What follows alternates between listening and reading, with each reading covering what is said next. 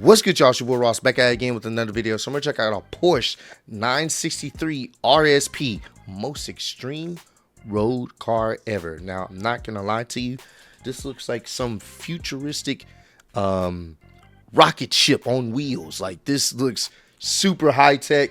Didn't even know Porsche made such vehicles like this. I'm very interested to see some of the specs and what this vehicle can do, because this looks like something you would see in some type of futuristic setting, man. So we're gonna check this out, see what Porsche is cooked up, because this looks insane.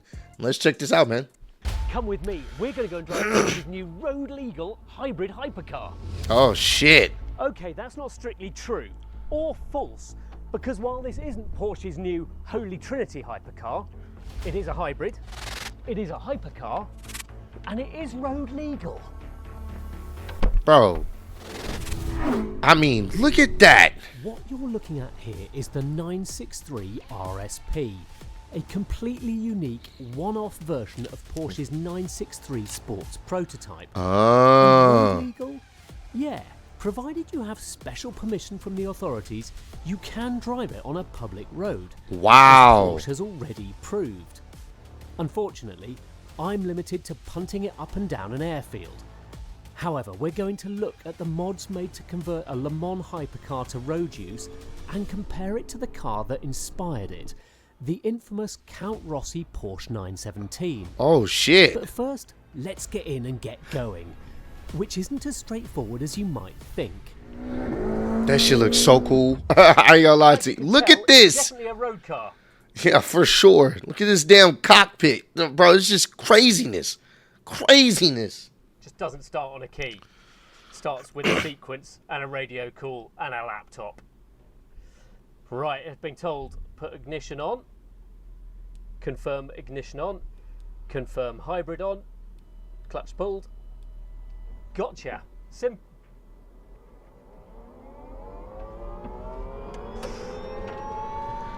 It even sounds like a damn spaceship starting up. This is wild. Oh, shit. Damn.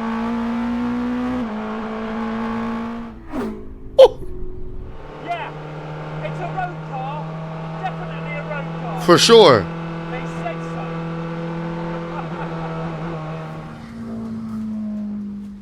Clearly, this hasn't been mechanically toned down at all.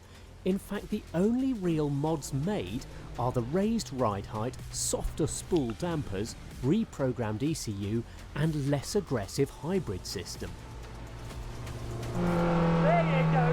Right, we can downshift now. Fourth, third, second. When the brakes aren't going to come alive, we've got no temperature in them at all, basically.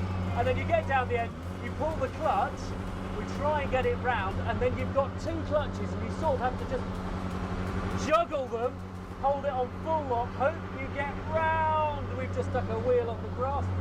Keep the clutches pulled, accelerate to 45 miles an hour, dump the clutch, and up you go. Damn. That shit looks so fun. Oh my god, that looks so fun. That looks so fun, man. I mean, it's just outrageous, this thing.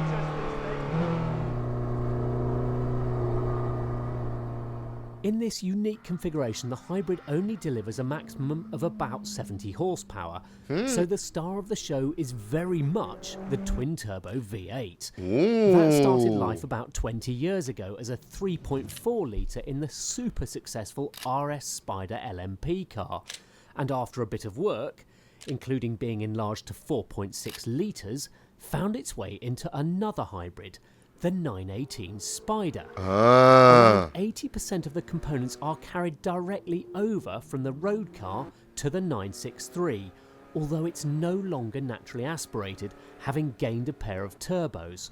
Combined power stands at 680 horsepower.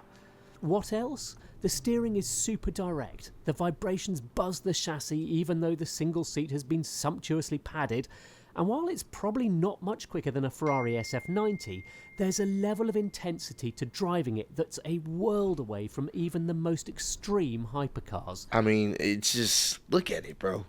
Look at the curves, the angles. You see this riding down the street, you're definitely going to stop what you're doing. You're definitely going to take some pictures. You're definitely going to be like, what is that? Man, this looks so cool, bro. I'm not gonna lie to you. Like, these are the type of videos I love to see. And, if I ever had an opportunity to see this type of car in person, I would definitely be thoroughly happy, because it's crazy what, just modern engineering can come up with, especially with cars, and how fast they're able to make them look, how crazy they're able to make them look. This is actually it's the inner kid in me coming out in this video, because I've always loved cars that look like this and have all the future tech. It's always been a thing for me. Managing it on a public road would be full on. Look at that, man. Here you go. Damn.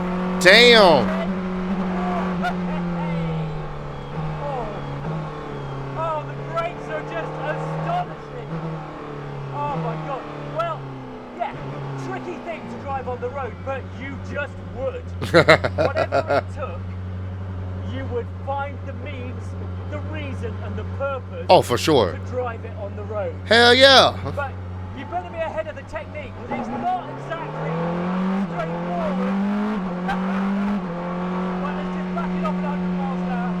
Yeah, I've got a little bit of body roll, but almost no steering in there at all. It's just... He's having the time of his life, bro. As you should. This box now. I mean, I haven't even scratched the surface of that. That's so fire. I wouldn't exactly call that a road car. Nah, not a road car. Right, let me show you, while I'm in here, let me show you round the cabin, because it's nuts.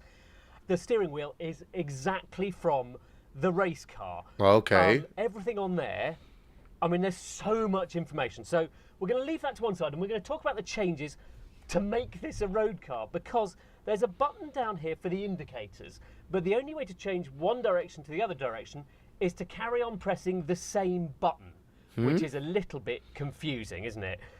There's a load of other stuff I don't know what does, but look, you've got a cup holder in Yeah, here. man. 3D printed this. Yeah, man. You got a Porsche cup holder to hold your cup while you're going at excessive speeds in your street legal car, man. As a little thing, so you can put your coffee in there. Just watch out, it might spill a bit if you accelerate. Now, last one though. There's a button here. Listen. That's what you need, isn't it? It's got a horn. It got a horn. Wow. Good stuff. Right, I want to show you around the outside as well. So let's unpeel myself from this. It definitely does seem like a hassle to get in and out. Excuse me while I try and extract myself with some dignity from that. Not easy, is it? Let's talk you through some of the differences outside from this over the race car. There's not actually very many of them. The main area they've done is these vents over the wheel arches to just sort of tidy it up and smooth it up and look a bit neater.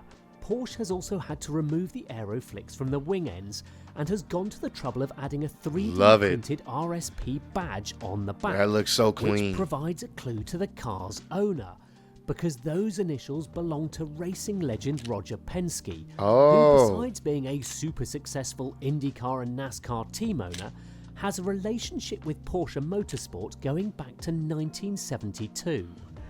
But it's a wild, wild looking thing. But then when you start looking in a bit, you sort of ask some questions mentally, including these old retro Michelin logos on the front there.